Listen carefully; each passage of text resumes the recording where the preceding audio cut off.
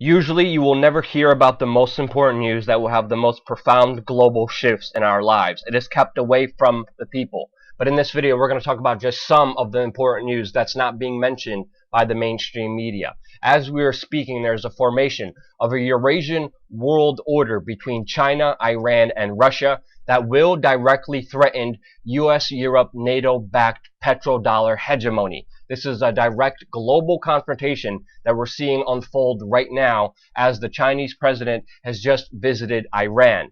These two major superpowers just worked out 17 technological and economic agreements between the two countries, but most importantly, they were working to assist each other on the mining and creating of a new gold-backed currency of Eurasian member states, now including Iran, which has a significant number of unexploited gold.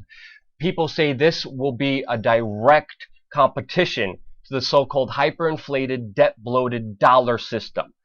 We have to understand here in America, the dollar is so strong. Its status in the world is so significant, mainly because there is no other currency as strong as the dollar, because the US dollar is mainly traded all around the world for oil. If countries decide not to start selling oil in dollars, if countries decide to create a new currency to challenge the dollar, the status and the value of our dollar will go down dramatically. The last time a country tried to create a gold-backed currency to go against the petrodollar, it was Muammar Gaddafi in Libya.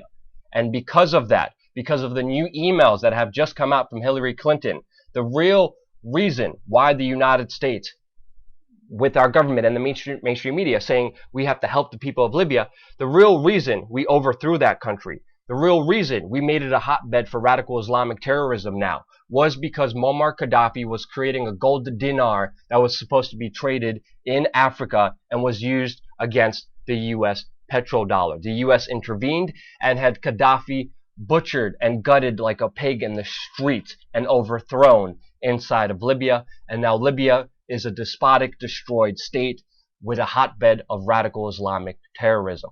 Iran, right now, just said it will stop taking payments in US dollar and only accept euro payments for its oil. The last time a country tried to do this, it was Iraq in 2000 of October, and then shortly after, the United States, for humanitarian purposes, because of weapons of mass destruction that were never there, invaded, overthrew, and had Saddam Hussein hung because he again threatened the US petrodollar.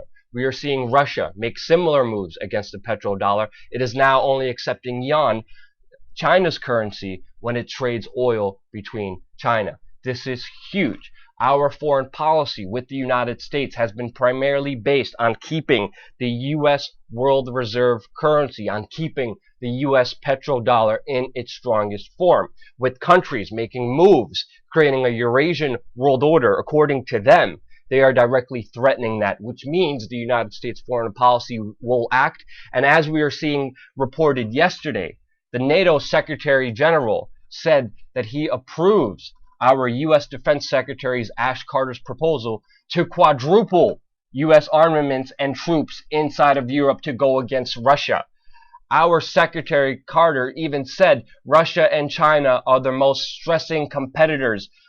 Of course, the United States and the mainstream media on the global world stage will never talk about the US petrodollar, but we are seeing all of its geopolitical moves being made primarily based on this huge, important world reserve currency status, which is now threatened by this huge alliance. Now, we know Russia economically are not doing good in any way, shape, or form. They have issued bonds, mainly because the United States has put sanctions on them, and mainly because the United States and Saudi Arabia are overproducing oil, causing the price to go down, also significantly hurting the Russian economic market. Russia is answering back by going against the petrodollar. The Chinese currency is also seeing a downfall.